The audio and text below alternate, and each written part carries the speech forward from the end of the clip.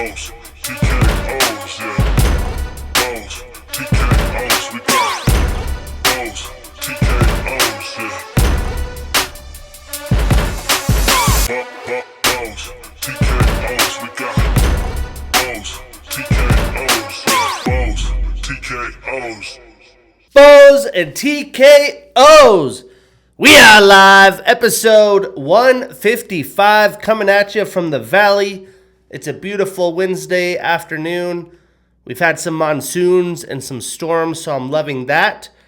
But I'm your host, Shane Gillette, for this weekly MMA podcast, streaming anywhere you listen to podcasts with the videos on YouTube.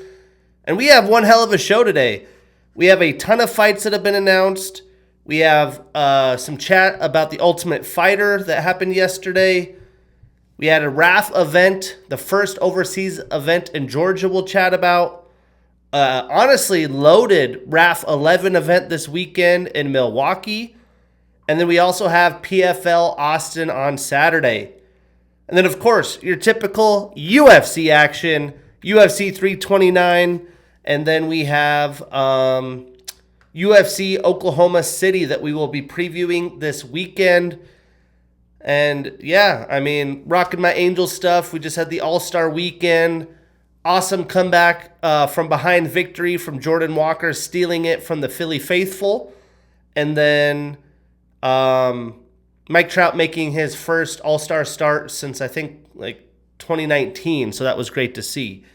So let's jump right in. Some fights that have been announced. What a doozy this one is. Really happy for this guy.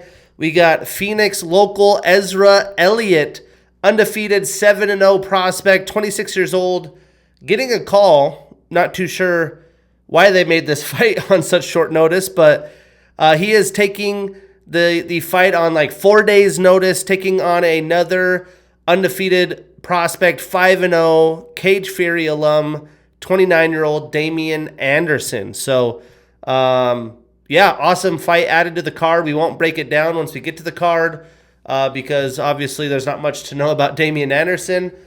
But Ezra Elliott trains at a Red Hawk Academy in the MMA lab, one of the big grapplers that the guys train with. He trains with Bryce Meredith, who'll be fighting in PFL next weekend in DC. Massive fight for him. He helps with Sean O'Malley and a lot of guys at the Red Hawk Academy. I've seen a couple of his rough fights and local fights. Hasn't been much competition. He's made slight work, got easy finish. Looks like Khabib out there. So watch out for my guy, Ezra Elliott. We'll talk more about that later. We have some bummer news. Khalil Roundtree Jr. is out of his fight against Magomed Ankalaev. I was really excited for that fight. Bogdan Guskov is taking it. Supposedly, they asked Jan Blachowicz about it, but on short notice, he wasn't sure if he could make the weight. So insert Bogdan Guskov. I think even Paulo Costa got a call on it. Because Bogdan was rebooked to fight Jan Blachowicz July 25th. So now Jan is without an opponent, but the main event is saved, although I'm a little bummed about that. We have Yaron Sati Baldiev out of his fight against Mohammed Saeed. Mohammed Saeed is in against Dustin Jacoby on July 25th. Part of the fight game, a lot of injuries, shit happens. So with that, we now get a new matchup. UFC 330, August 15th, we get Charles Johnson and Jose Ochoa. What a scrap that is in the flyweight division. August 22nd, we get Cody Steele and Gage Young. August 29th in Shanghai, we get Arichi Long and Kai Asakura. And then UFC Paris, pretty much all the fights got announced today. Kind of excited for this return. We get Curtis Campbell taking on Trevor Peek in UFC Paris. That's for sure going to be interesting. Fun matchup here. We get Michael Venom Page taking on Nursultan Ruzaboev. It was announced that it was at welterweight. Then there was a posting about middleweight, so I'm not sure which weight class. Regardless, awesome scrap there because both guys have bounced up and down. We get Losine Kita taking on Muhammad Naimov. Mario Pinto taking on Ryan Spann. And Umar C taking on Modestus Bukauskas. So quite a few good fights going down in Paris. The UFC always returns there in the second half of the year, so I'm excited. September 12th, here in Arizona, Glendale, West Side. Be my first event since living here that the UFC has returned. I'm super excited about that. The fights are okay. There will still be excitement. I'm excited to see the full card put out. This will be UFC Noche. We have Brandon Moreno taking on Joseph Morales, Manon Fiorot taking on Alexa Grasso, and Waldo Cortez Acosta squaring up with Curtis Blades. Elsewhere in UFC news, Israel Adesanya has announced that he is leaving City Kickboxing. I'm not too shocked about it, especially with some of the performances of late. Seems like he's kind of been doing the same thing. I don't believe he has announced where he will be training at yet, but will be interesting to see with the last few fights he probably has left in the tank. So big news there. And then a couple roster cuts. Cedricus Dumas and Michel Pajeda removed from the UFC roster. A little shocked about Michel Pajeda. Usually he brings some excitement. Not shocked about Cedricus Dumas at all. I'm surprised he lasted as long as he did. But every Tuesday on Paramount Plus, The Ultimate Fighter. Ultimate Fighter is a big reason I fell in love with the UFC. I've watched every season of it since. I know a lot of people aren't as into it because there's not as much drama in the house, but it does put up fun fighters into the UFC, guys that you can keep an eye out for, and I do enjoy the reality television of it. This week we had Sean Mora taking on Ilambek Akilbek Ulu from Team Bisbing. And this was a fun matchup because there was bad blood, a little bit of drama, some bad blood. In the tryouts, these two were sparring each other, and Sean cut Ilambek above the eye in a tryout session, saying that he headbutted him. So, these guys have been worked up. DC's team tried to book this fight earlier when his eye was cut and compromised, but he decided against that. And to add to the drama, Sean skipped some practices the week of his fight, saying his body needed rest and he knows his body better than anybody. Meanwhile, Ilambek was out there doing work, so it kind of made you think the fight might lean one way. And Bisbing with very high praise from Ilambek's grappling, saying it was as good as he's seen. And, Sean not having a lack of wrestling chops. He wrestled for the Cuban national team, which is, they have quite the accolades. When I think of Cuban destroyers, I think of Yoel Romero. But in the fight, Ilambek went right at Sean. First takedown attempt, picks him up over his head.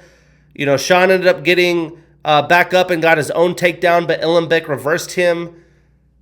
A lot of energy exerted immediately in these wrestling exchanges. You knew this was going to be a high-paced fight, only 2 rounds. But Sean was fighting to get back up. Seemed that he had poked Ilambek in the eye. After cutting him in the eye, I guess he has film of being disqualified or points deducted from him.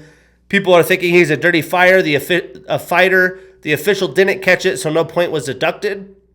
But these guys fought their ass off, fought really hard the entire first round. It was very back and forth, crazy grappling exchanges, very high-level wrestling, exhausting these guys. The fight was fun. I expected Sean to want to stand and strike once he did get up, but he did try to get takedowns of his own. At one point, he got a takedown, and Ilambek actually held the cage. Again, the official didn't do anything, so he got an eye poke, guy clearly grabbing the cage. No warnings, no nothing.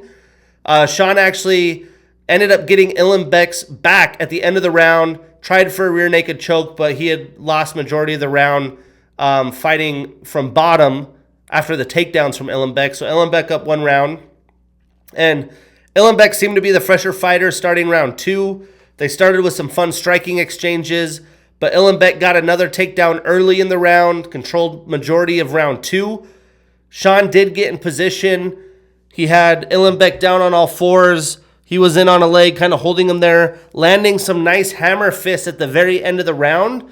And because Ilambek had the control time in round 2 with no damage, we thought we were going to see a round 3. They did not give it a round 3. They gave Ilambek the decision.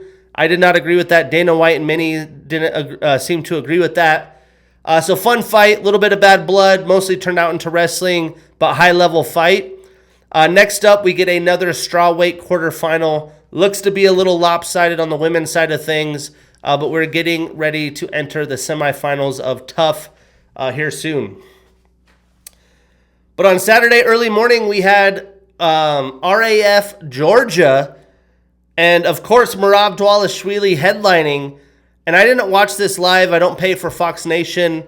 With this RAF 11 event, I am tempted, but usually you can see enough highlights on Instagram. But I'm loving these events. It's really good for the fighters to get more money. It's really good for the wrestlers to get money that aren't Olympic guys. You have guys that have wrestled on the international scene, older guys that are looking for opportunities for matches. It's just a whole fun mix-up. But the main event was awesome. Henry Cejudo, goes by Triple C. He's an Olympic gold medalist in freestyle wrestling. He starts the match up 8-0 against Merab, and I'm guessing just not in good enough shape to handle the machine cardio. As Merab put on a show for the fans, 11 straight points, swoops the victory. The crowd goes absolutely bonkers. But there were some other fun fights. We had a big matchup and a big win in a rematch. I think it was the fourth time these guys have squared off. We had Kyle Snyder with a pinfall against Abdurrashid Saduliev. We had GV Matrashvili with a 7-3 victory over Zach Elam. Kyle Dake with the massive 2-0 win over Vladimiri Gamkiralidze. Obviously butchering some of these names, but it is what it is. We had Ernazar Akhmatilidev with a 3-3 win over Penn State alum Zane Rutherford. They were even in points, but the offensive aggression point went to Ernazar. And then the opening matchup, Arman Sarukian, always on these cards, getting a tech fall 11-0 over Kuat Kamitov. No surprise. I wish we'd give Arman some better competition, but I don't believe there's enough opponents for him to square up against. So, I think the next few months there's at least an event a month, but they're going back-to-back, RAF 11. I honestly think this could be the best card so far. I mean, you look at this card, it is stacked with names, especially if you're a collegiate wrestling fan like myself. I do love to partake in some NCAA championships. But this will be going down Saturday at 5 p.m. Pacific in Milwaukee, Wisconsin. To start it off, we get two ex-Hawkeyes going at it. Michael Caliendo has a match, and Anthony Casiope has a matchup. They're fighting international freestyle wrestlers. We have Pat Downey taking on Zach Bronigill. We have Aiden Sinclair, who is a redshirt sophomore at Missouri, taking on Magomed Ramazanov, who ended up winning gold in the 2024 Olympics. And Aiden Sinclair is going to be probably at least a top 2 ranked wrestler this year in the NCAA championships. As a redshirt sophomore, he defeated one of my Wyoming guys in the semifinals, ended up getting 3rd place All-American as his redshirt sophomore year. And I love in this season when wrestling's not, in NCAA wrestling camps, these guys get to go out, make some money, and fight guys that are, really high level. The guy Aiden Sinclair is fighting again, won gold in the 2024 Olympics. So really excited to see how he performs. And of course, freestyle is quite a lot different than folk style. We've seen some really good folk style NCAA champions lose in the RAF.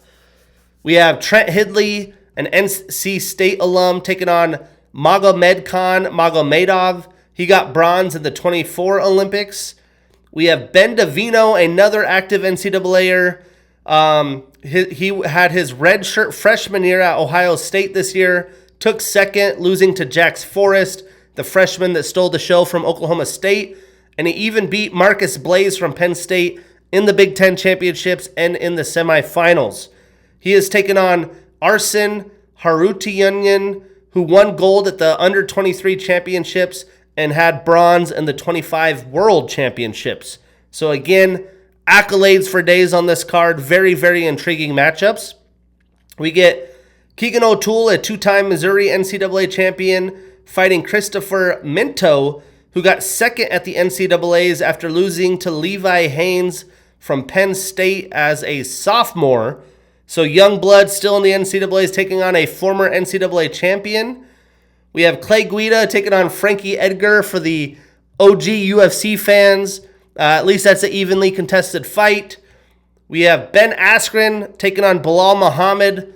To be honest, I'd rather not Ben Askren wrestle, but I'm sure he could use the money. And this is a lose-lose for Bilal Muhammad in my opinion, but I guess it'll be interesting to see how Ben looks. And then in the main event, we get Arman Sarukian taking on Colby Covington for the new crossover title. They are having a title for non-freestyle wrestlers, crossover professional athletes. So a title is up for grabs here. Colby has actually looked pretty solid. I think Arman makes slight work of him, but all eyeballs will be tuning in. I'm excited. So, hey, Saturday, you're looking for some extra action. It's somewhat of a lighter fight night card. Tune in to RAF 11. We also have PFL going head-to-head on Saturday in Austin, Texas.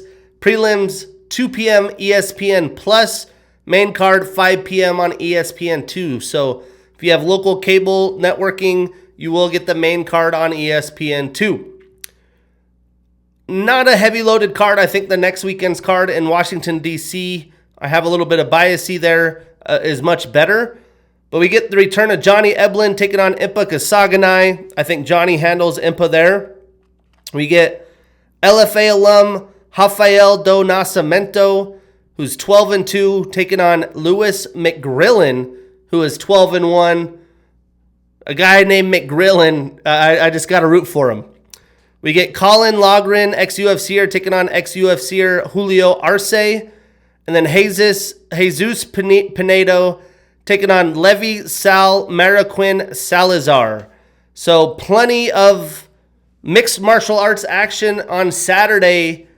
I know I'm going to enjoy the show. But let's talk about UFC 329 International Fight Week. Pretty good on my picks. I went 10-4. So overall, I'm 944 wins, 460 losses, 14 no contests and draws. On the year, I'm 164 wins, 70 losses, 3 no contests and draws. Well above that double up on the losses. If you double up my losses, that's 140. So I'm 24 over shooting 500. I am not mad about that. To recap this card, the one thing about T-Mobile, the crowd shows up late. That's just usual business for them. They could be in the casinos. They could be having fun. Again, the ticket prices for this was absolutely insane, ranging from $1,600 for the back of the 100 level to $1,000 for the nosebleeds to who knows how much for ringside or floor level. If I paid that, I would want to see all the event, especially with how good the early fights were, especially if you like violence.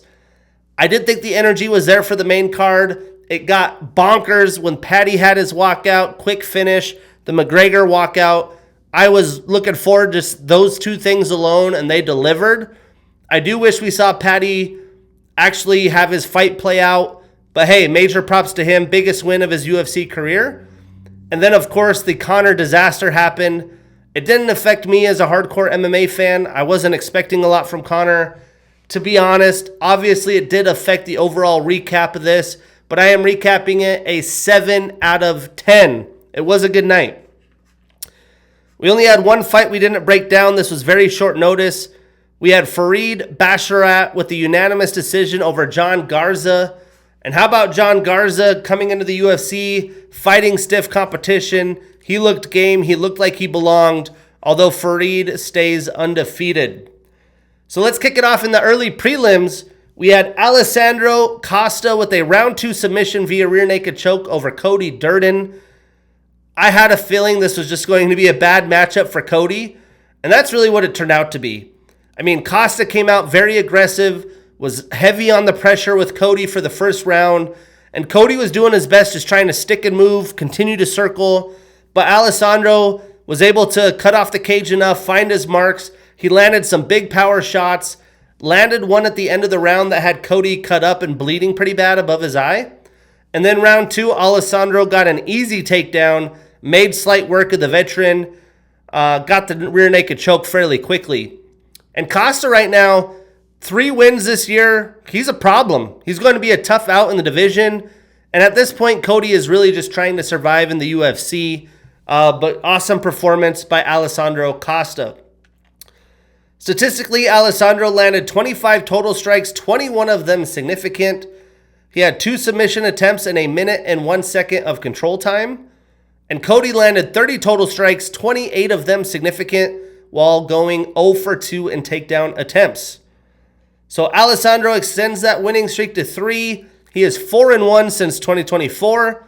And Cody starts a new losing streak. He is 2-6 since 2024. So what's next? Well, once upon a time, Alessandro was booked to fight Edgar Chairez. I think that is the fight to make happen right now. That's a fun one. And for Cody, if he does get more life from the UFC, I think, with all the short notice appearances he's had, he'll probably get a shot. How about Carlos Hernandez? Moving on to a pretty impressive performance here. We had Ryan Gandra with a round 1 TKO over Zachary Reese. And this fight started out pretty fun. It was a little bit of a dance. Zach was kind of controlling the distance, was looking like he was in the flow state until Ryan landed a nasty bob left hook that sat Zach down, and Gandra followed up with a quick finish. Zach looked pretty good before the big shot, but this Gandra guy has some serious power. He's somewhat unknown, already in his prime. It'll be interesting to see what he's doing next with that next level power, because when he lands clean, people are going to feel it. But Ryan just seemed like he was timing a big right or looking for that left. But once he landed it, he got some ground and pound. I do think Zach went out on the initial shot, hit the canvas, and came back out, or came back awake. I originally, when watching it live, thought it was an early stoppage. But I think if you watch the replay, which I did, it was probably the right call. Statistically, Ryan only landed 10 total and significant strikes with that knockdown.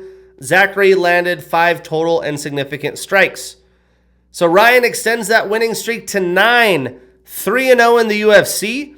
And Zachary extends his losing streak to 2. He is 4-3-1 since 2024. Tough loss for him, but he's been active. Time to get back on the horse. So what's next? Well, Ryan's already 31. He's newer to the UFC, but I don't feel like we need to slow play him when it comes to opponents. I want to see him fight up in the rankings, and I think a fight with Jacob Malkoun would be the one to make, especially after Malkoun's last subpar performance. You feed him the young killer. And for Zachary, a fun fight with Andrei Pulyayev is the fight I would make.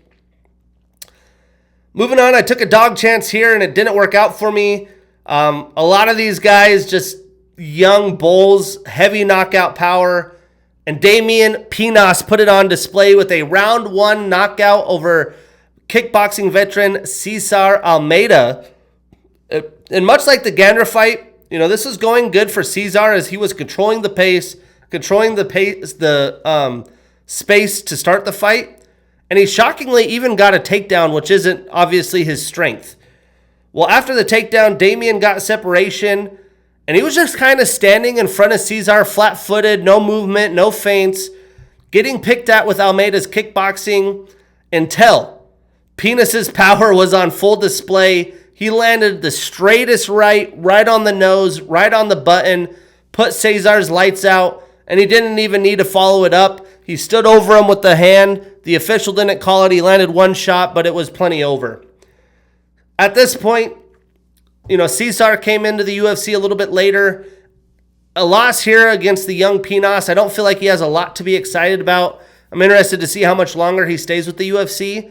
But welcome, Damian Pinas. If you don't know, now you know. Damian Pinas, Ryan Gandra, serious knockout power.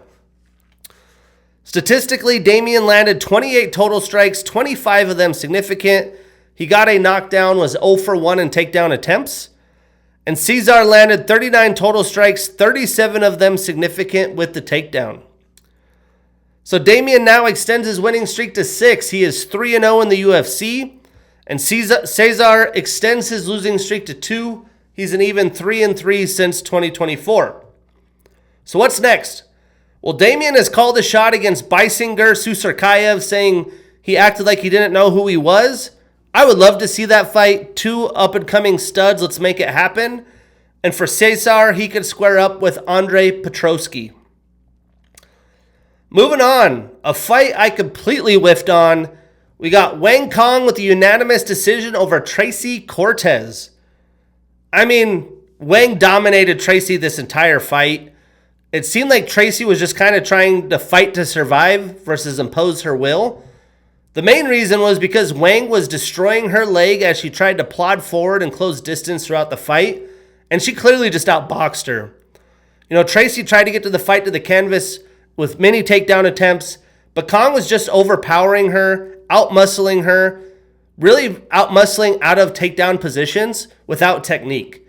I mean, this was as good as we've seen Wang. I think a big fight should be in store for her now. She's improved her takedown defense and is becoming a problem. I did expect more out of Tracy.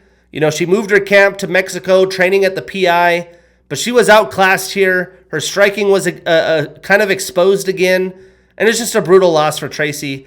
She's kind of going to be in purgatory for the rest of her UFC tenure, but Wang Cong now has a chance against the elite in the division.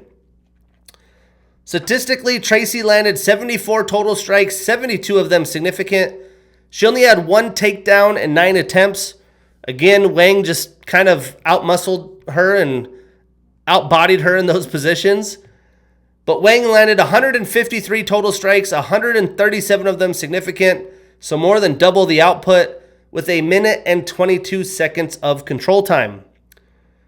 So Wang now extends that winning streak to 4. She's 6-1 in the UFC, moves up 4 spots in the rankings to number 8, and Tracy extends her losing streak to 2.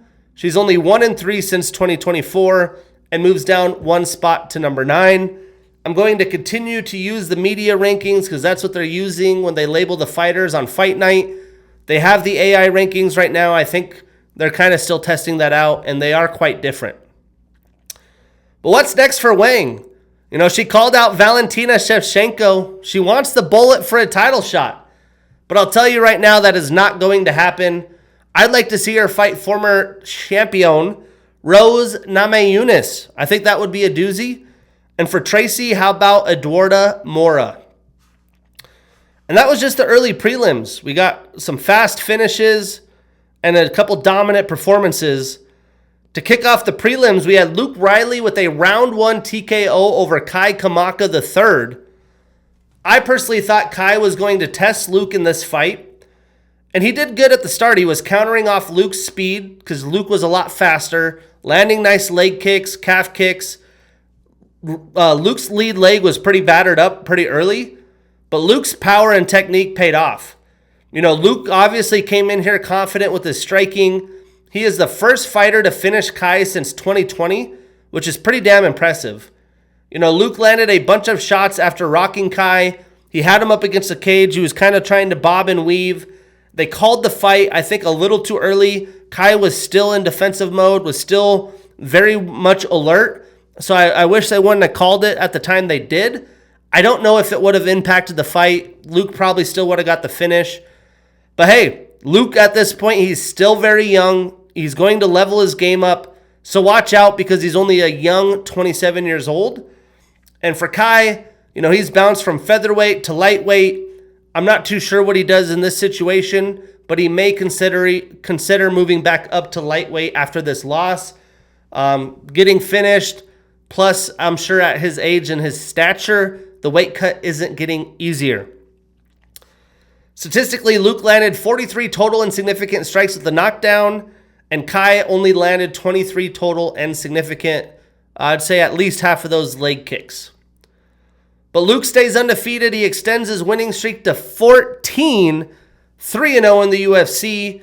Kai ends that 2-fight winning streak, starts a new losing streak. He's an even 1-1 in his return to the UFC. So what's next? I think Luke Riley and Danny Silva would be a banger. And for Kai, again, I'm going to assume he goes back up to lightweight. A fight with Rong Zhu would be awesome. Moving on, what a show Adrian Yanez put on with a round 1 TKO over Cody Garbrandt. I mean, Cody came out hot, swinging, It seemed like he just kind of wanted to bully Adrian and have him feel his power to get a quick finish. But Adrian stayed composed, had nice tight defense, weathered the early flurry from Cody, and he went to work from distance at range. He put on a nice 4-piece chicken nugget combo that landed multiple times, every strike clean, had Cody rocked. I think he kind of messed up his balance. I forget what that's called, that you hit in your head and your balance gets off. Cody fell down, but very impressive first round finish from Adrian Yanez. Clearly at this point, Cody can't take very many big hits. He can't continue to game plan to fight in firefights if he wants to continue as a pro. And at this point, Cody should probably be at the brink of retirement or consider moving to boxing, but who knows? Statistically, Cody only landed 13 total insignificant strikes. He was 0 for 1 in takedown attempts. And Adrian landed 16 total insignificant strikes with a knockdown. So again, a lot of early finishes or lopsided fights. I more so like to see kind of a 15-minute war. It doesn't have to go to the scorecards, but at least a late second, early third round fight. So for me, I don't love these as much, but it was a fun night full of violence, some awesome performances. So Adrian starts a new winning streak. He is 2-1-1 since 2024. Cody starts a new losing streak. He is 1-3 since 2024. So what's next? Well, if Adrian wants to fight up in the rankings, really his only option is Farid Basharat. I don't know if he wants to fight him with his grappling chops. So if he doesn't fight Farid Basharat, he'll probably fight Gene Matsumoto, who's pretty solid at grappling as well. So he's got his work cut out for him. And for Cody, I do think he does get one more crack at the UFC. And I'd like to see him fight Miles Johns, which is a fight I've called for in the past. Moving on, we had the much anticipated debut of Olympic NCAA champion Gable Steveson. And boy, did he deliver with a round 1 TKO over Ellison. I mean, what a debut. You couldn't ask for better. And what I saw was a little bit of John Jones-esque arsenal from him. Amazing front kicks, great leg kicks, that kind of oblique kick that he has. He was even switching stances pretty purely, which actually was a big surprise to me. And he was just storming at Elijah at range. Elijah was trying to sit Gable down, throwing big bombs at him. Gable, being fast enough, was able to bob and weave. At one point, clinched Elijah up. Looked like he might go for the takedown, but I think he didn't want the takedown. He wanted to prove to people that he has power in his hands and he's not just a wrestler. And after he had Elijah rocked a few times, Elijah kind of went back and tried to fire back, landed a couple decent shots. To be honest, Elijah looked okay as a heavyweight, but with his resume, I'm surprised he's gotten an opportunity in the UFC. I'm surprised he's, in the UFC still. He probably will get another chance. But this was all about Gable Steveson. He looked fast. He looked powerful. He looked like he had a lot of technique. He's added a lot to his game from what we've seen from him on the pro circuit. Beautiful straight shots, good technique. Gable is going to be a problem. Statistically, Gable landed 41 total and significant strikes with a knockdown. He was 0 for 1 in takedown attempts. And Elijah landed 14 total strikes, 13 of them significant. So Gable stays undefeated, extends his winning streak to 4, 1-0 in the UFC. And Elijah extends his losing streak to 2. He is 0-1 in the UFC. So what's next? He's 0-2 in the UFC. I'm really interested to see what the UFC does next for Gable. I don't think we need to throw him into the top 10 right away. I think we could give him kind of some stair-stepping matchups because I do think he could stay active, especially after that win. I'd put him up against Janata Denise next. And for Elijah, how about a match with Marcus Busheka? Then in the prelim headliner, we had Bobby Knuckles at light heavyweight. We had Robert Whittaker with a round 3 TKO over Nikita Krylov. And I am a big Bobby Knuckles fan. It's not that I didn't like what I saw, but I wasn't super impressed with what I saw from light heavyweight Bobby. And he says he's going to stay in the division. I thought maybe he would consider still going back down, but it seems like he doesn't want to cut the weight. Well, in the fight, round 1, Nikita came right at Bobby. He tried to come at him and finish him Khamzat Chimaev style. He got him up against the cage, took him down, had him flat on his back, tried to get a rear naked choke in, tried to pretty much get an early choke finish. But I think he exerted a lot of energy trying to finish Robert so quick, and I think it did cost him throughout the fight. It is kind of weird to me at this point because Nikita's my age. I'm 34. He looks like he's 15 years older than me. I've talked about this before. But he's tended to tire out a little bit quicker than what we've come to know before his knee injury, because he was before known as the workhorse in the division. He would kind of pull guys into deep waters and outlast them. Because, I mean, after that grappling exchange, Robert did get out, and he seemed wore down. He was taking massive breaths in his mouth, trying to recover a little bit, taking big gasps of air. But he showed good heart. He was fighting out of that position. He could have settled in that position on his back. And when he got back up and standing, he was still bobbing, was clearly the faster and quicker striker. He didn't throw a huge variety of strikes in that wide karate stance. He was coming in with a lot of jabs, double jabs, a nice 2 down the middle. But he didn't look chubby, but he's usually so shredded you could tell that weight wasn't added muscle. I think he needs to take the time, if he's staying at light heavyweight, to add more lean weight, because Nikita looked massive compared to him. The other guys at the top of the division are going to be much bigger. It's not going to get easier. But hey, Robert bounced around, in and out, got some nice big strikes, rocked Nikita through the first few rounds, a lot of jabs coming his way, had him bloodied and cut up. He didn't have to worry about more wrestling exchanges after round 1. Nikita, again, I think kind of emptied the gas tank there. But round 2, Robert was in control, pressuring Nikita back, had him retreating, didn't let him come forward at all. And really, when he was retreating, he would have his hands down like this, and Robert would be landing combos. He wasn't defending well. He was just going backwards, and Robert kept coming forwards and landing nice combinations. It seemed like it was going all Robert's way heading into round 3. And that round didn't last long as Robert landed a big combo. He hit Nikita pretty squarely on the jaw, and he just went like this and held his jaw. We all assumed that he broke his jaw. Dana confirmed that after the MRIs it wasn't broken, but it must have been pretty damn painful. Something must have happened. I'm not sure. But hey, big win for Robert Whittaker in his light heavyweight debut. Nikita Krylov is no slouch. But I have a lot of questions moving forward with Robert Whittaker at light heavyweight. Statistically, Nikita landed 57 total strikes, 51 of them significant. He had 3 takedowns and 6 attempts, almost all of that in the first round. And he had 2 minutes and 10 seconds of control time. Robert landed 55 total and 54 of them significant. So Robert ends that 2-fight losing streak. He starts a new winning streak. He is 3-2 since 2024, and he enters the light heavyweight rankings at number 12.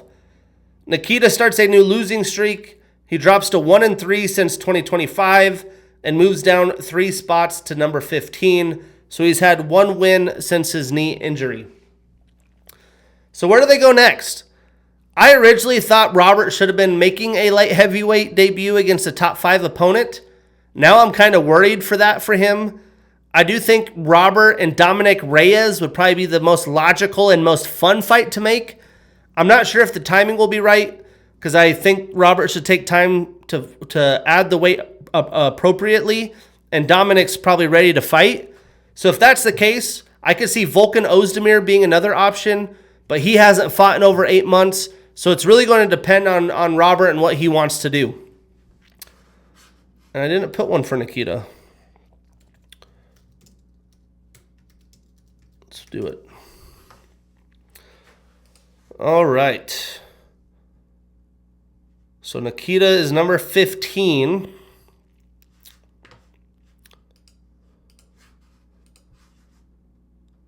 How about a fight with Alonzo Menefield? They haven't fought yet. That'd be a good one. All right. Moving on into the main card. I knew this one was going to be fun. I didn't expect quite as much chaos, but we had my underdog pick come through, the old boy King Green with a round 1 TKO over Terrance McKinney. Performance of the night, 100 G's. Bobby got a bonus, baby. I just had a feeling King was going to find a way. I knew it would probably be with a lot of adversity, and boy, was that the case. I did not expect it to play out this way. I mean, Terrance came out pressuring King, had him up against the cage pretty much at the start of the fight, and he was patient. He was calm, picking his strikes, wasn't going berserk at him like he typically does, and he had King cut up and bloodied pretty early. King kept kind of swiping his eyes. I think that blood got into his eyes, so his vision had issues. And King looked to be in a bad spot pretty early after that cut. Kind of just getting pieced up with his back up against the cage.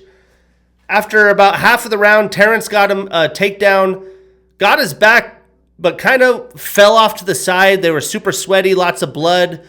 He tried to sink in a rear naked choke. I think he got a little overzealous in the situation and probably should have been more patient, focused on position before submission.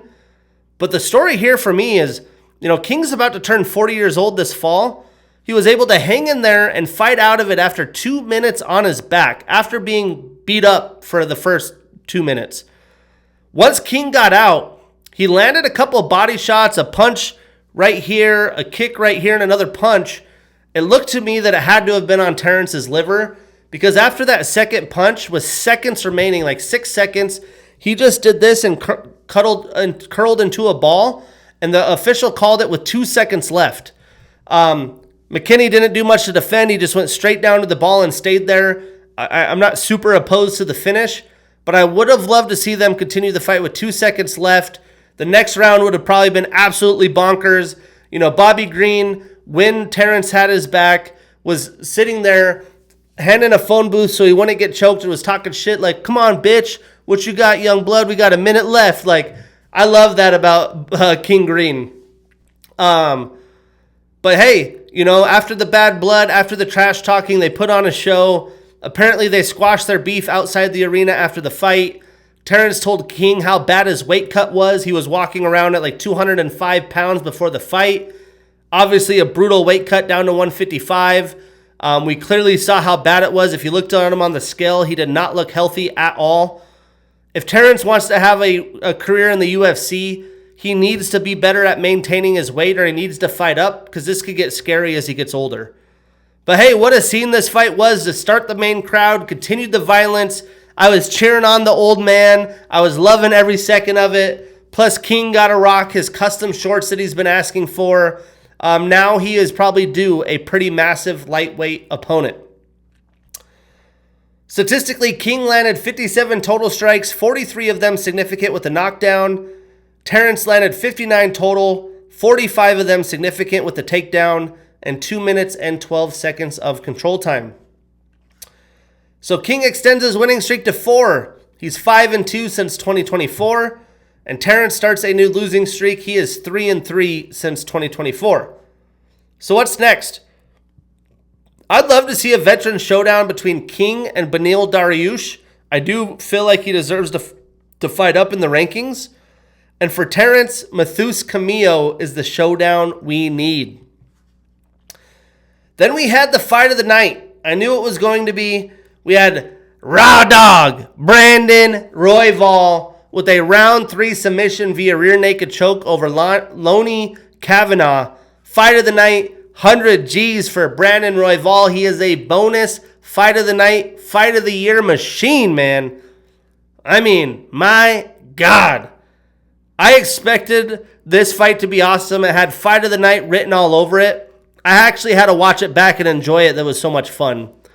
Royval came out pressuring the younger Kavanagh, was just kind of outboxing him right away, using his length as advantage, staying at a distance where he could land a jab, and Loney really couldn't land anything besides a big leg kick, but a lot of the time Brandon got out of the way or checked those. Loney did a good job firing back, trying to hold his ground. He was circling, but he whiffed on a lot of shots that he tried to throw Brandon's way because of the distance control that Brandon had.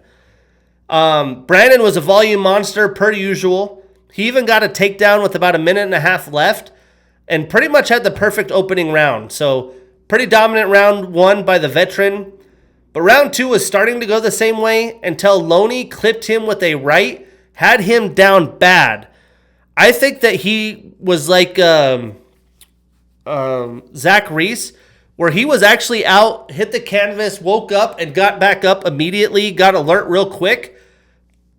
I mean, Loney landed a beautiful shot that would have knocked out most flyweights. Well, somehow he was able to get alert, get Kavanagh into full guard, gather himself for a little while. He was kind of sitting on an omoplata, and I think he was just using that to recover a little bit and get his wits back together. But he's a raw dog for a reason, because he's a dog. I mean, he was able to get back up. They started clanging and banging again.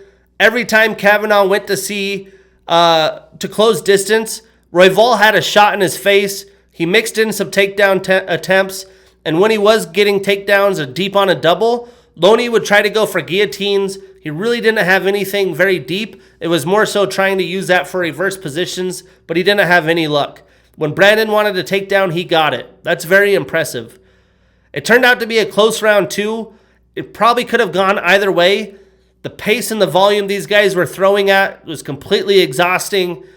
I did have Loney winning that round, having it 1-1 for a winner takes all round 3. Well, round 3, Royval went after it again. Loney landed another right hand early, clean, and Brandon just ate that son of a bitch. Ate that thing for lunch. I couldn't believe it. Then Brandon got a takedown within the first minute.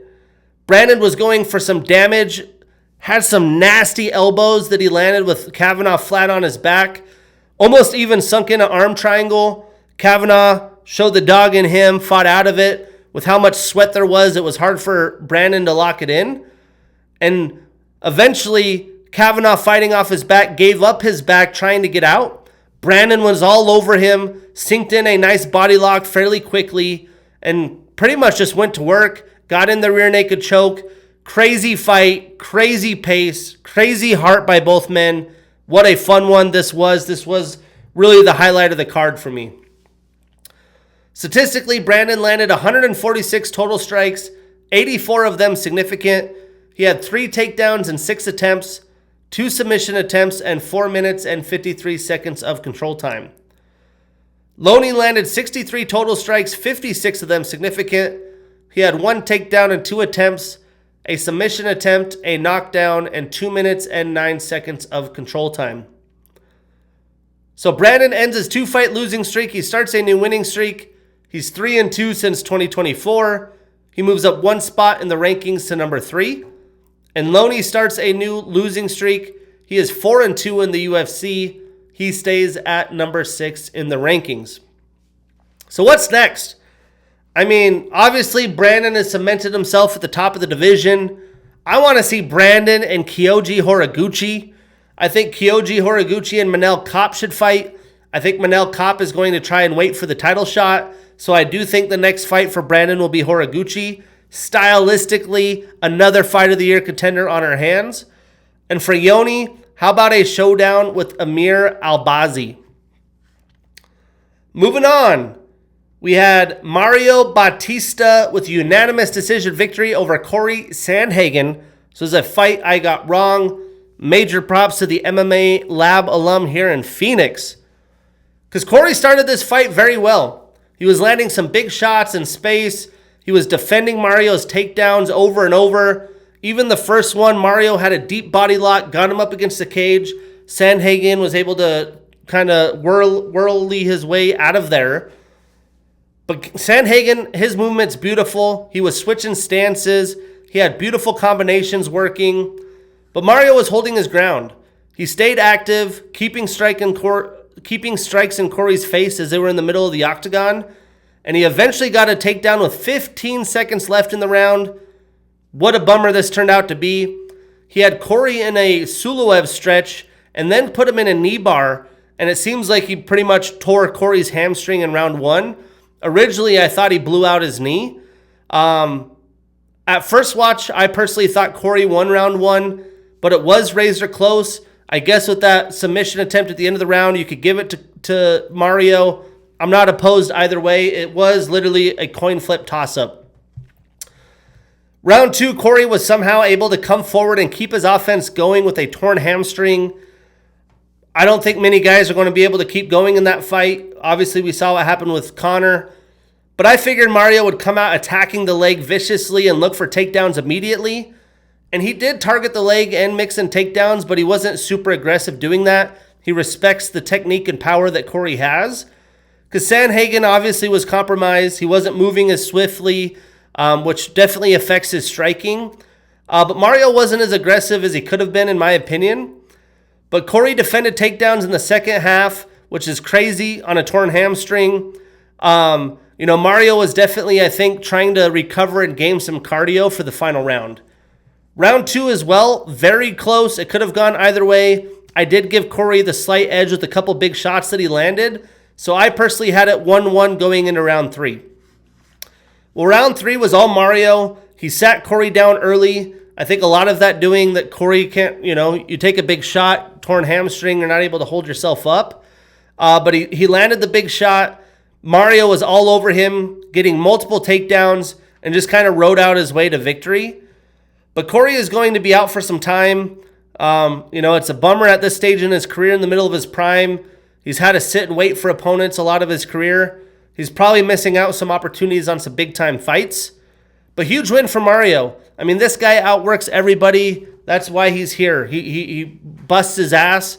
And now he gets to try to fight up again against the top of the division. He didn't fare well in his last shot in doing so. Statistically, Cory landed 104 total strikes, 89 of them significant. He had 1 takedown in 4 attempts and 1 minute and 13 seconds of control time. Mario landed 143 total, so 40 more. 114 significant, so about 30 more significant.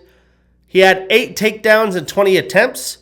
So again, credit Cory with the takedown defense. He did less than 50% on his takedown attempts.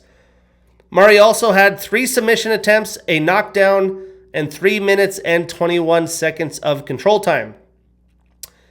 So Mario extends his winning streak to 2. He is 5-1 since 2024. He moves up 3 spots in the rankings to number 4. And Cory extends his losing streak to 2. He is 1-3 since 2024. Moves down 1 spot to number 5. Now the top of the bantamweight rankings is definitely log jammed right now. For Mario, he's already lost to Umar. He's probably not going to fight O'Malley unless O'Malley is the champion. So I think the most likely outcome is David Martinez. And for Cory, he's going to be out for a while. But when he returns, I would love him to... The best stylistic matchup for him is Peyton Talbot. Then in the co-main event, the Paddy Pimblett Show. He gets a round 1 submission via Peruvian necktie over Benoit Saint-Denis. Quick 100 G's for the Paddy the Baddy. I mean, how about the arena for the walkout? The show, the fucking energy was insane. I was in the same arena in January when he fought Justin Gaethje. I mean, it's one of the cooler walkouts in the sport. But what a night for him, man. He had a dominant bounce-back performance. He caught BSD on an early takedown attempt, which for me is shocking. He comes out, kicks, couple power shots, tries to go right in on a double up against the cage. Why are you trying to grapple Paddy the Baddy? I figured you'd want to keep the fight standing. Well, Paddy snatched that neck, put him to sleep in under a minute, and has had the biggest star-boosting performance outside of Gaethje's insane 2026 so far, beating Paddy the Baddy and Ilia Topuria on the White House lawn. But hey, BSD got smashed in embarrassing fashion. He continues to get stopped in his attempt to fight the upper part of the division. I did not see that coming out. I did pick Benoit Saint-Denis. I wish we could have saw this fight play out. Big mistake by BSD here. And BSD only landed 1 total insignificant strike, was 0 for 1 in takedowns. And Paddy landed 4 total insignificant strikes with the submission attempt. So Paddy starts a new winning streak. He's 3-1 since 2024. He moves up 1 spot to number 5. And BSD ends his 4-fight winning streak starts a new losing streak. He's 4-3 since 2024. He has been active, and he drops one spot to number 6. So you have to make Paddy and Ilya right now. I feel like the timing is perfect. I do think that Ilya is going to have potential to fight at the end of the year, early next year. That's a blockbuster. The UFC's got to be thinking the same thing with all their bad blood. And for BSD, let's book a banger with Rafael Fiziev. I really wish we could see the thinking of good fights. Cory Sandhagen fight O'Malley. Bummer. Then the main event that everybody came to see. Max Holloway with a round 1 TKO via injury over Conor McGregor. And all I have to say about this fight is if you had any hopes of an amazing Conor performance, you played yourself. I wish it didn't go down like that. I wanted to see a banger as well. I do think this will be the last fight we see from Conor in the UFC. I know there's a lot of speculation about him being injured prior to the fight. From what I've seen, I don't think he was injured before the fight. If you saw the video of him in the warm-up room kicking the pads, he looked healthy. He did not look injured at all. Maybe one of those kicks, he popped his knee at the end of the video that they showed us, or it happened on the walkout, I'm not sure. Because he did look weird when he was taking the shoes off before they put the Vaseline on your eyes. He was all wobbly and shit. Freak shit happens. We've seen Brian Ortega hurt himself bouncing around before a fight. It is the fight game. Sometimes these guys hurt themselves and their knee is just a little bit, almost torn. It takes a little bit of an action to do so. So maybe those powerful kicks on the pads did the trick. I'm not sure. But I don't think that he was injured plenty of time before the fight like some people are saying. After all that, though, 5 years out of the octagon, Conor tries to close distance with a jumping roundhouse kick. Like, bro, what the fuck are you thinking? He slipped and fell after he hurt his knee. He could hardly walk on it. Max he's like, hey, he's injured. He didn't want to beat him up. Terrible scene, especially for the people that bought tickets to go see that. But again, if you're spending money on the hopes of Conor McGregor, I would advise you to do something else. I saw this on social media. I think there's a better chance that Conor boxes Floyd Mayweather Jr. again under Zuffa Boxing than there is for him to finish his UFC contract. He does have one fight left. Conor says he wants to do it. Maybe there's truth to that. I think Max made a good point. He thinks Conor returned to save his own life from all the shit that he's been doing, to stay dedicated in a fight camp, commit to an opponent and have to try to show out in front of the fans, right? You're kind of committing yourself to a certain lifestyle. So maybe he does recover and maybe he does do that again. Maybe he goes and takes steroids again and does crazy shit that he's been doing. Your guess is as good as mine. I'm betting against it. But tough for Max. He's once again, he left featherweight because he was log jammed there. Now he's kind of log jammed. It doesn't even get the nice win on his resume because it doesn't really count. Statistically, Conor only landed 5 total strikes. Max landed 14 total and 12 significant. So Max starts a new winning streak. He is 3-2 since 2024. He stays at number 4. And Conor extends his losing streak to 3. He's only 1-4 since 2018. So what's next? It's kind of like the Brandon Royval situation. What do you do here? I say you book Max with Mauricio Hufi. That's a fun stylistic strikers battle. People would love to see that one. I think Max would be down. And for Conor, again, I do think his days fighting in the MMA are over. What a night, though. Fucking action after action. There was not one fight that was no action. We got early second round finish, first round finish, dominant decision. Probably should have been a finish. First round finish, third round finish, first round finish, fight of the night, still a finish. Mario Bautista, crazy situation there. Paddy Pimblett, first round, slight work. Main event, first round. So everyone's like, I want to see violence. I want to see knockouts. This was your card. But this weekend, we go to Oklahoma City Prelims at 2 p.m. Pacific, main card 5 p.m. Pacific, of course, all on Paramount Plus. Oh, and I forgot to announce this weekend also, or no, not this weekend, but they did announce that, Ryan Garcia will be fighting Conor Benn under Zuffa on Paramount Plus, going head-to-head with UFC Noche here in Arizona. So Dana White making big moves. Ryan Garcia, Conor Benn, that is as exciting of a boxing match as you can make these days. So a lot of interesting stuff happening now that Dana has taken over boxing. But anyways, to preview this card, the prelims are pretty light. Not going to try to convince you otherwise. A lot of new faces, a lot of young fighters. There is some lopsided matchmaking. Once we get to the end of the prelims and the main card, it is a lot of fun, and we will break those down. A couple fights we won't break down. We have Alden Correa taking on Stuart Nickel. Contender Series alums facing off. We have Jean-Paul Labaznoni taking on Sakyan Ko.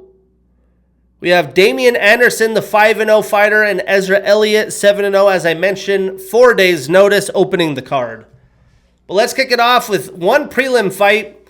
We have Jose Miguel Delgado, 28 years old with a 10-2 record, taking on Austin Bashi, only 24 years old with a 14-1 record. Now, Austin Bashi's been pretty hyped since he, came into the Contender Series as a young stud. He got kind of got checked fighting Christian Rodriguez after Rodriguez defended 15 of his takedowns and was able to outbox him. Now he's taking on a very tough Jose Delgado. Jose, I think, is a tougher opponent with more creative striking. He has a good size and length advantage. And Jose has been taken down a few times recently. He was taken down against Nathaniel Wood 4 times and against Andre Feely a couple times. Those guys don't rely on their grappling, but it played a huge part in their victories. So maybe Austin Bashi is able to easily take him down and just smother him. A win here for Austin would obviously leapfrog him into elite level competition very quickly at only 24. And a loss here for Jose would really crush his momentum. Breaking this down, Jose trains out of the MMA lab here in Phoenix. He's a rough UFL, Cage Warriors, Tough Enough, LFA, and Contender Series alum. 6 of his 11 wins are via knockout, 4 via submission, so 10 of his 11 wins are via finish. He's on a 1-fight winning streak, 4-1 in the UFC, and he has a 3-inch reach advantage and a 4-inch leg reach advantage.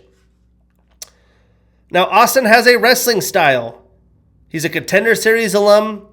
He's on a 1-fight winning streak, 2-1 in the UFC. 6 of his 14 wins are via submission. Now, Austin is going to look to get takedowns early and often, clearly. He's going to look to wear Jose, make him fight off his back. But Jose has really nice knees up the middle, really nice straight, long strikes.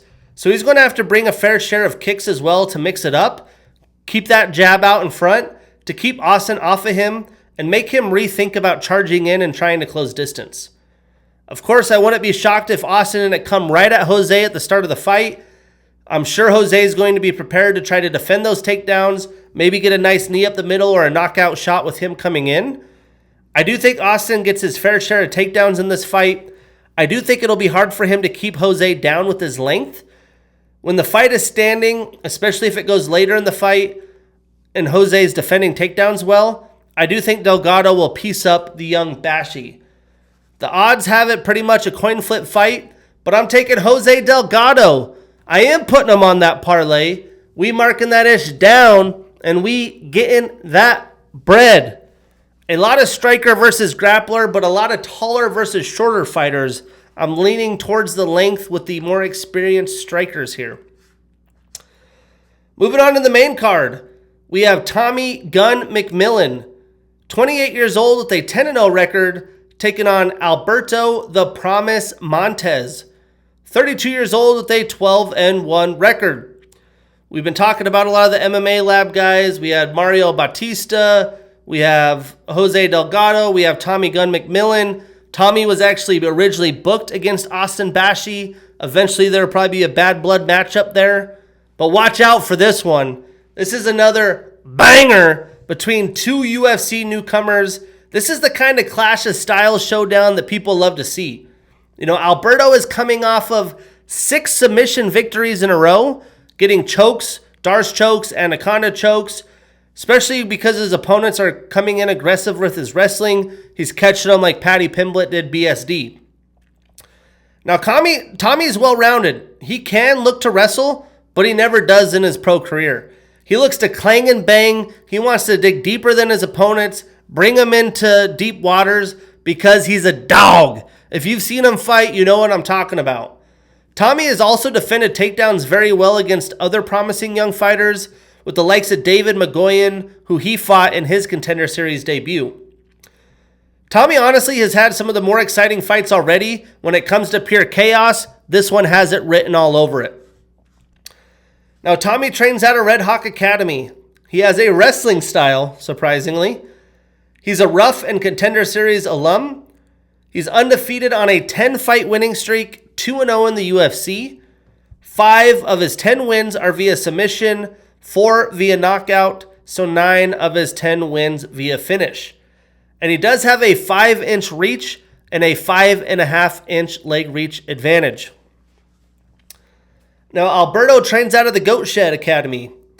He's a Titan FC and Contender Series alum. He's on a 4-fight winning streak, 2-0 in the UFC. 7 of his 11 wins are via submission, and his 1 loss is via knockout. Now, Alberto hasn't seen the third round since 2017. He is clearly a grappler-heavy fighter, especially now that he's training out of the Goat Shed. He's the best version of himself today at 32 years old, middle of his prime. But Tommy isn't scared of any situation. He is a kill or be killed fighter. He's going to look to make Alberto pay if he comes in close. And Tommy's wild, man. You know, he doesn't have the best striking defense, but with his length and size advantage here, I don't think he's going to have to utilize it as much. Much like the Jose fight, I think Alberto does get some takedowns, but I don't think he keeps Tommy down. And as the fight wears on, Tommy's just going to out-dog him. He's going to throw his full arsenal his way. But the big key here is that Tommy doesn't try to do too much with the strikings, overextend, and, swing for the fences, leaving openings for Alberto to get his back. Vegas does have Tommy as the favorite. A lot of people are knocking him. I'm riding with the Tommy gun. I am putting him on that parlay. We marking that ish down, and we getting that bread. Moving on. We have Tabitha Baby Shark Ricci, 31 years old with a 12-4 record and the number 8 next to her name, taking on Fatima the Archangel Klein, 26 years old with a 9-1 record and the number 11 next to her name.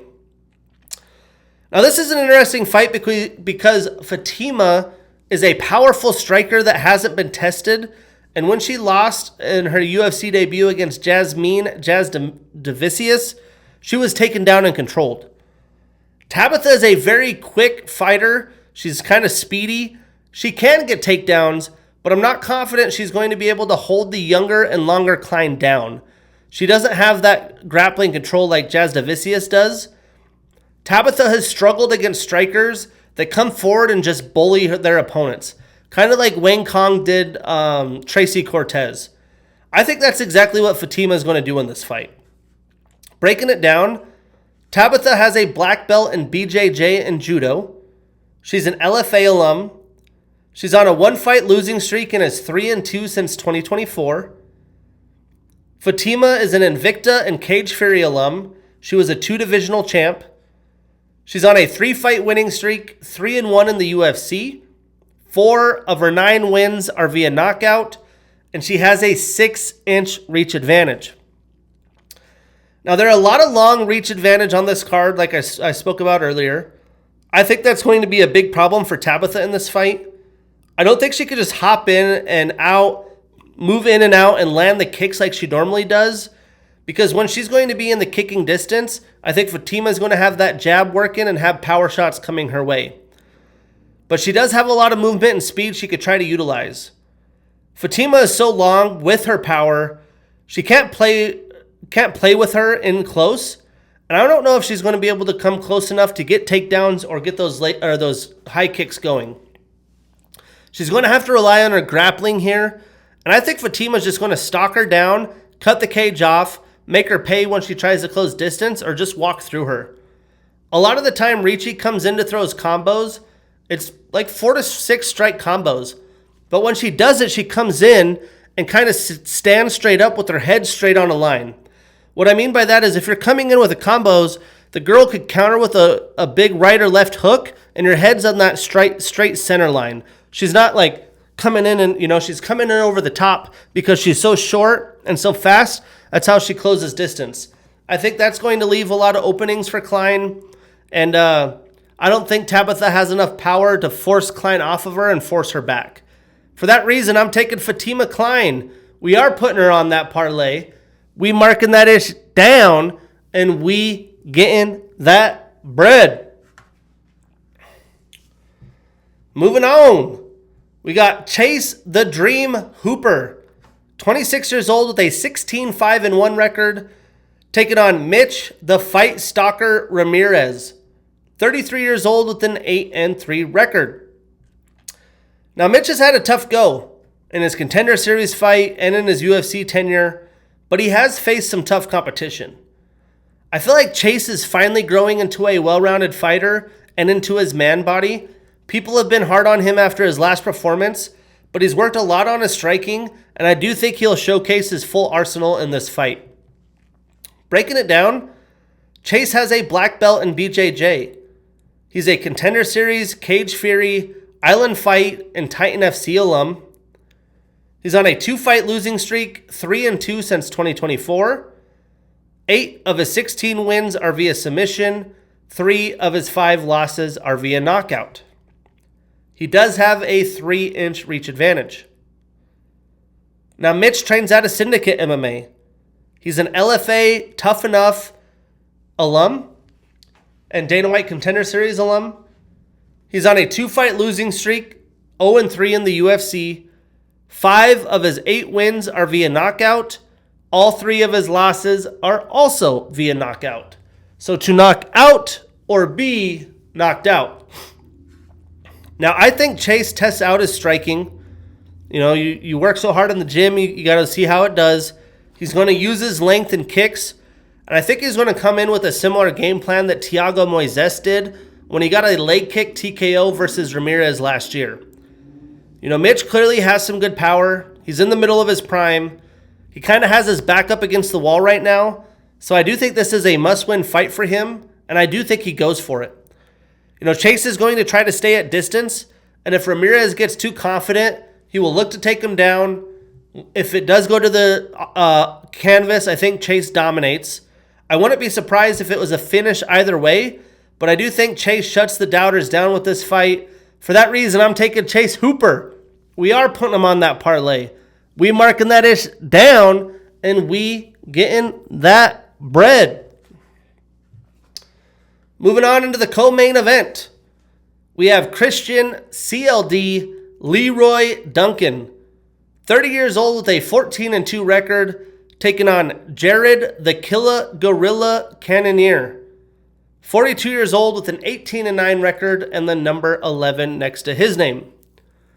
Could you imagine fighting guys like CLD at 42 years old? This is absolutely bonkers. Well, the Killa Gorilla is defying odds at his age.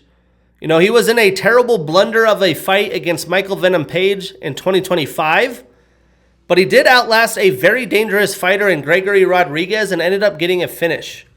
He's very strong. He's durable. He's a savvy veteran that is going to test a very exciting and unique striker in CLD. CLD's been on a tear since 2024. He hasn't faced as stiff a competition. And although Jared may be 42, he is still very strong and powerful. And if he gets in close against CLD, he's going to make him pay. Roman Dolidze actually had some success taking CLD down. So I do expect Jared to look for takedowns if he can get in close, but that's easier said than done. CLD has a pretty long reach advantage, but he won't have as big of an advantage here against a former fighter who fought at, once upon a time, heavyweight and light heavyweight. Breaking this down, Christian is a Cage Warriors alum and former champ with 1 successful title defense. 2 of his last 3 fights have been performance of the night. He shows up, he shows out. 10 of his 14 wins are via knockout, and he has a 2.5-inch reach advantage. Now, Jared has an orthodox stance. He trains out of the MMA lab as well here in Phoenix. He has a brown belt in BJJ. 3 of his last 5 fights have been fight of the night. He shows up, he shows out. He has the most significant strikes landed in a UFC middleweight bout with plus 241 against Marvin Vettori. He's one of 3 fighters, Conor McGregor, Vitor Belfort, and Max Holloway, to have knockout victories in 3 different weight classes. He's on a 1-fight losing streak and is 1-3 since 2024. 11 of his 18 wins are via knockout. Now, CLD could bring in kind of a similar striking style that MVP did, who frustrated Jared in his last outing. MVP was able to stay at distance enough to not get grappled to death and was just popping in and out of range to land enough volume to edge out a victory. Well, I think that CLD is quicker and more powerful at this stage of his career, and he's not going to look to backpedal like MVP did. He's going to look to cut the cage off and put Jared in bad positions. I do think Jared gets a takedown or 2. I don't know if he gets enough of them to get a win, but once he does, he needs to land damage, and in a couple of his last fights, he hasn't done that very well. Both of these guys can land a big shot, put each other's lights out easily. I like CLD's speed and striking arsenal against a 42-year-old fighter today. For that reason, I'm taking CLD, but I'm avoiding this on any parlay. The Killa Gorillas not to be messed with. Now in the main event, we get Kamaru, the Nigerian Nightmare Usman. 39 years old, with a 21-4 record and the number 9 next to his name. He has taken on Dricus Stillknox du Plessis, 32 years old with a 23-3 record and the number 2 next to his name. I actually like this for the matchmakers. They did a good job. It's a fun fight. Dricus is kind of in purgatory unless Khamzat moves up to light heavyweight, which could happen. But Kamaru is one of the best welterweights to ever do it. This is only his 2nd middleweight fight. He took on Khamzat Chimaev on short notice and almost defeated him back in 2013. He dominated Joaquin Buckley at welterweight last summer, but this is, of course, a much different challenge. DDP is going to be much bigger than Usman, but Khamzat dominated his grappling. He got 12 takedowns against DDP and over 21 minutes of control time in their title fight. I'm sure Kamaru is looking to test that in this fight, and he is still a very solid, powerful striker. DDP has very awkward striking. I just think Usman's too technical. Plus, it doesn't help that he has Trevor Whitman in his corner. Breaking this down, Kamaru trains out of Onyx Sports. He has a black belt in BJJ. He has a D2 wrestling background out of University of Nebraska at Kearney. He was a D2 champion in 2010, took 2nd in 2009, 3rd in 2008. He's a former welterweight champion with 5 successful title defenses. That's the big boy club. He has the 3rd most title fight wins in UFC welterweight history with 6. He has the latest knockout in a UFC title fight history against Colby Covington. He's the first Nigerian-born UFC champion, Ultimate Fighter 21 winner, the latest finish in welterweight history against Colby, the most consecutive wins in welterweight history with 15, the 3rd most consecutive wins in UFC history at 15. He's tied with Bilal Muhammad for most unanimous decision wins in welterweight history with 11. He's tied with RDA, Brad Tavares, and Bilal Muhammad for 2nd most unanimous decision wins in UFC history with 11. He has the 2nd most total strikes landed in a UFC title fight, 336 against Tyron Woodley. He also has the third most significant strikes landed in welterweight history, 1,375. He has the third most total strikes landed in welterweight history, 2,506. The longest average fight time in welterweight history at 18 minutes. The second longest control time in welterweight history, 2 hours, 26 minutes, 48 seconds. That's only behind George St. Pierre. He has the highest takedown percentage in welterweight history, 97.3%. He holds wins over 5 former UFC champions, 4 of them undisputed. Leon Edwards, Sean Strickland, RDA, Tyron Woodley, and Colby Covington as an interim 2 times. He has the 2021 Knockout of the Year against Jorge Masvidal in their second fight, which earned him 2021 Fighter of the Year. He's an RFA, Legacy FC, and Ultimate Fighter alum and champion. He's on a 1-fight winning streak, 1-3 since 2022. 9 of his 21 wins are via knockout. Now, Dricus has an orthodox stance. He has a second-degree black belt in kickboxing. He's a former middleweight champion with 2 successful title defenses. He's the first South African fighter to win a UFC championship. He's tied with Chris Weidman for the third longest win streak in middleweight history with 9. He holds wins over 3 former UFC champions, Robert Whittaker, Israel Adesanya, and Sean Strickland 2 times. He was the 2023 Breakout Fighter of the Year. He's a KSW alum and former champion. He's on a 1-fight losing streak and is 3-1 since 2024. 11 of his 23 wins are via submission. Well, DDP has taken pretty much a year off after that embarrassing performance against Chimaev, and I'm sure he's been working on his takedown defense, and it seemed like he knew he was going to fight Usman for some time, so he's prepared for this fight. Kamaru, who knows? I mean, how hard has he been training? What's he been doing with all this time off? But after his performances against Buckley and Chimaev, I'm not doubting him.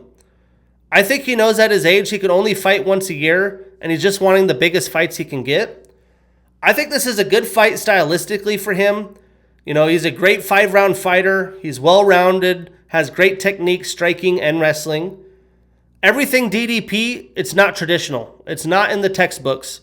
It's non-technical. He lives off kind of storming and weight bullying his opponents, but anything's possible here.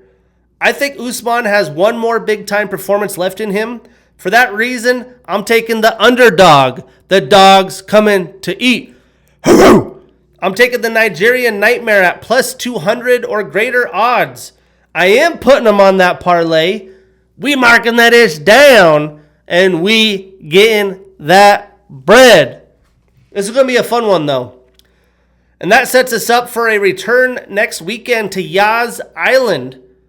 I'd say it's an okay card, not the best they've seen. A lot of last-minute changes. We talked about the main event changing. It's now Magomed Ankalaev and Bogdan Guskov. And we're actually having 2 weeks of back-to-back early morning fight cards with both of them being international. But that's episode 155. I'm your host, Shane Gillette. See you next week.